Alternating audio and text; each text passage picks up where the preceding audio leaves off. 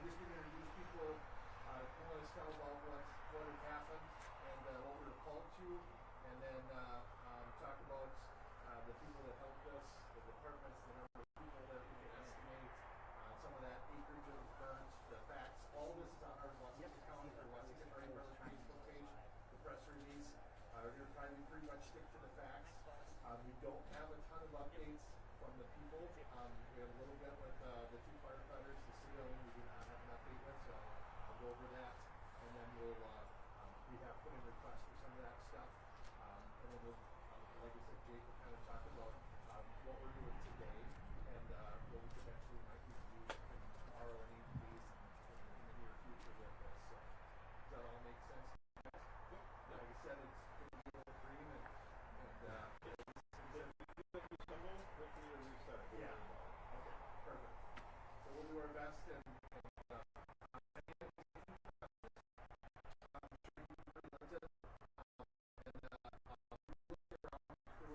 and we get to some more specific, like individual questions.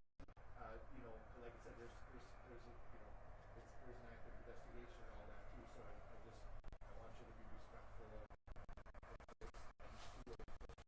Answer what we can, but you know, until all went on and everything else will have more maybe down the road here. So, anybody got any questions?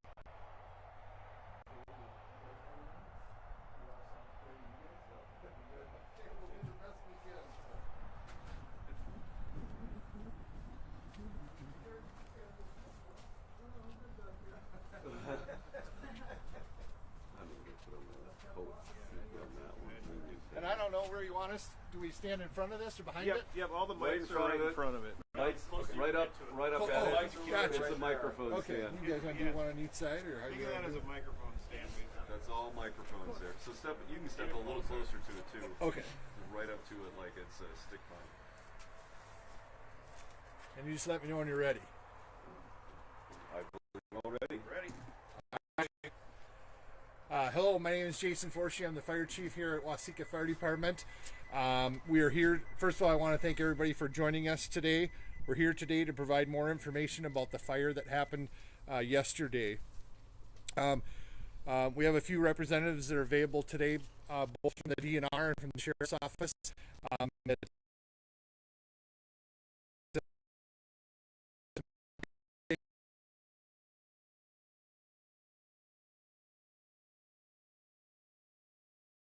We can asked to provide assistance. Yeah, we had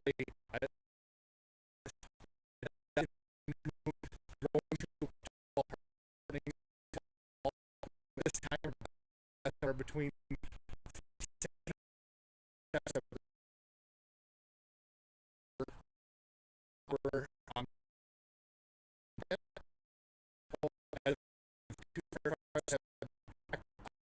hospital and been released. The hospital. We took all where we're at today. We know that fire came last night, about 2 p.m. We had to contain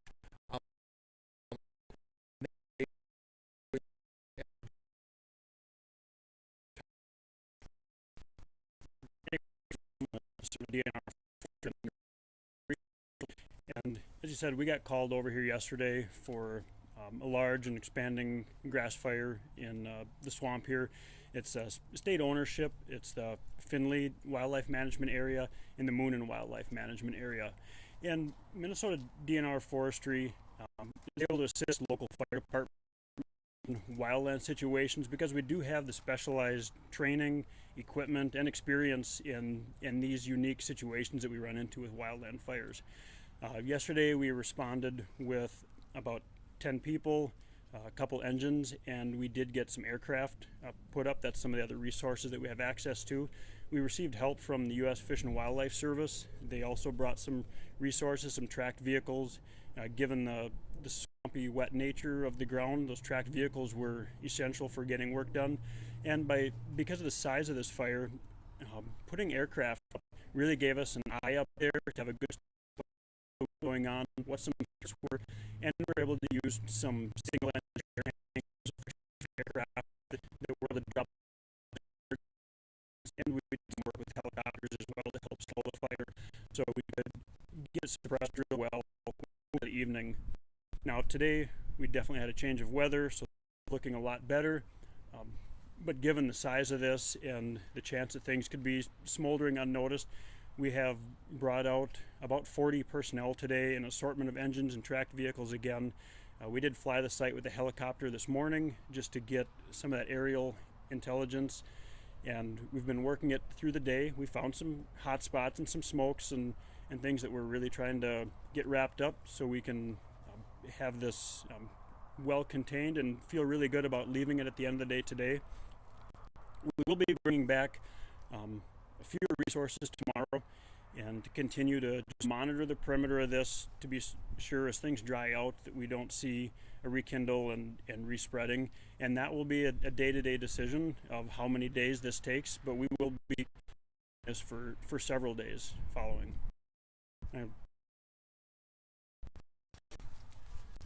Good afternoon, Jay Doulas, Sheriff. Our agency, our dispatchers took the initial calls before 12 o'clock noon, and when the landowner was reporting water trucks to the scene, the fire had spread. We immediately notified our local fire department, Waseca, and then our dispatchers did an incredible job of contacting all the other emergency services that need to respond to this area and everybody to the right location.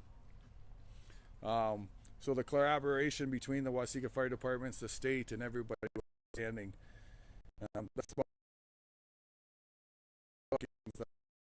these individuals and the agencies to investigate entirely what happened and who was all involved. Either for you or the chief, you mentioned this was a brush fire that had rekindled. So this was something that had burned before? Can you clarify that? That's what we're investigating to see what exactly happened and to talk to the people that were involved, and that's undergoing at this time. So the origin of this was the original fire a man-made thing, or is that's what we believe is to happen, but it's under investigation. somebody had been burning brush? That's what we believe. Okay. And then, can you elaborate at all on how many people had to be evacuated as precautionary measures and where? I can give a brief Yeah. update on that. I'm just wondering, where, what path, or who? Sure. And so this fire started where we're located at in southwest of here and headed essentially northeast. And so it's quite a path. It did jump a road at one point. That's how we got from Finley over to what they're calling Moonin and stuff. The important point that I want to make is that no houses, no structures were damaged or destroyed in this fire. They were all protected. I would say about 12 houses were either evacuated, or either people self-evacuated, or we asked them to leave.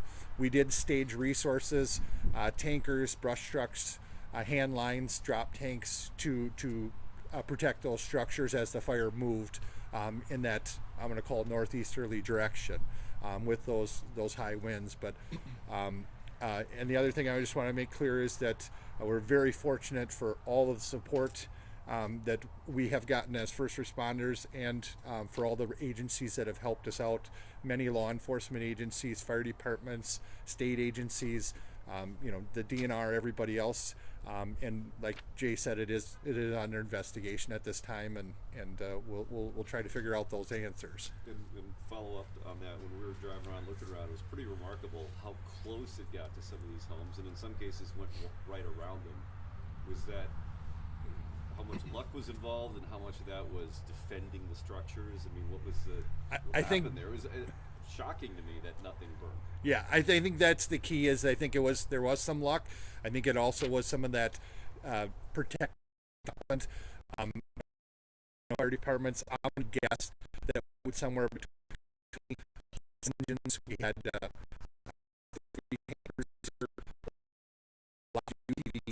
UTVs, the DNR with all their resources,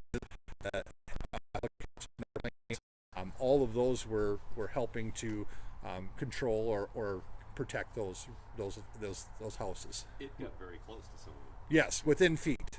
Yeah. Jake, do you mind how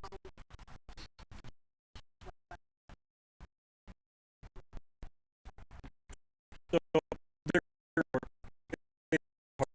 maybe it's against or in Minnesota, we have had winter. So we're without a lot of snowpack helps that down help some moisture to it. And of course in winter our fields and our vegetation also go dormant. There's no green vegetation now when we start warming up.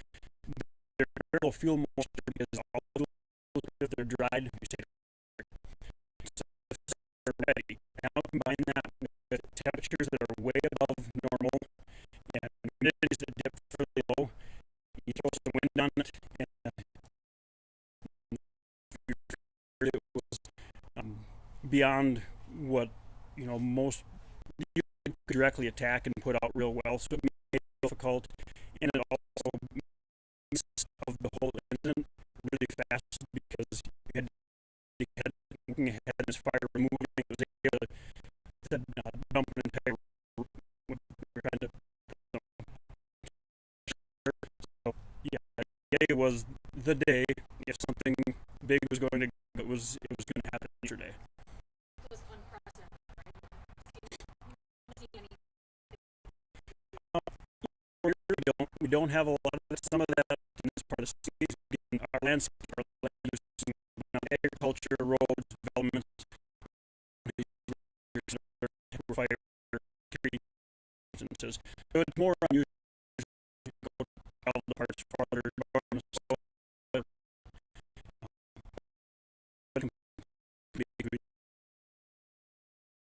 the equipment, the airline respond to these sort of incidents and incidents throughout the year.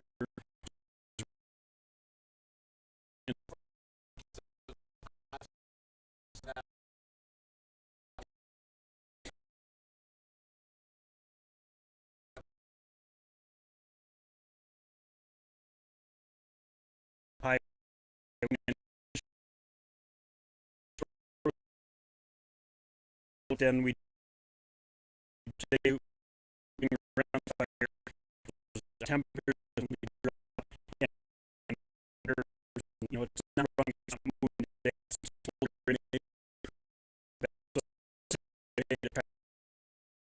try to get ahead of it and half of it on you start to see again we're not in a position where we're headed to try to get fire again. We have to say is you couldn't have a better day yesterday when you're trying to continue to mop up on fear. Obviously, the totals ended up being fairly light. It only lasted for a little bit. Ideally, how was it enough to mopping up as you described the fire, or would you say? It's certainly that little bit of moisture we had is not going to put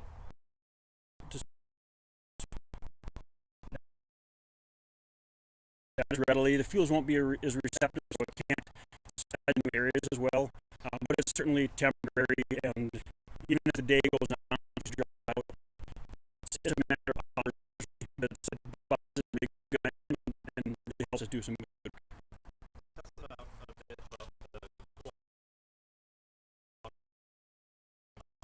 I was out last night.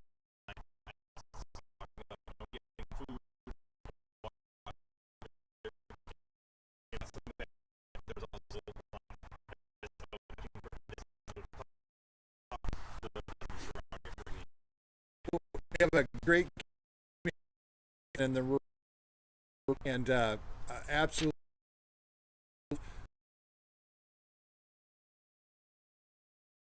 continues,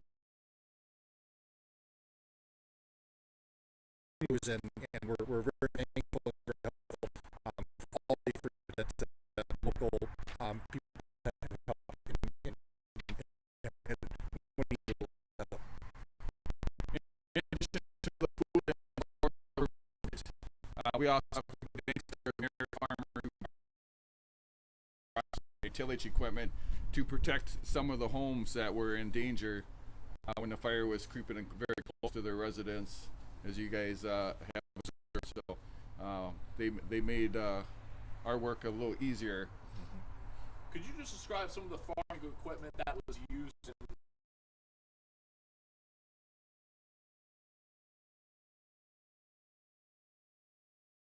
Brought in large tractors with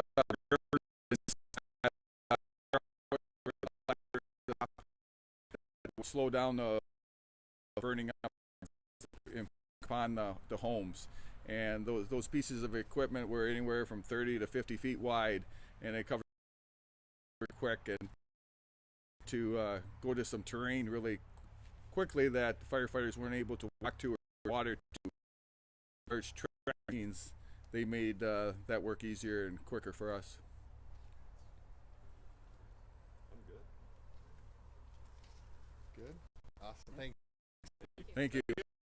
We'll stick around.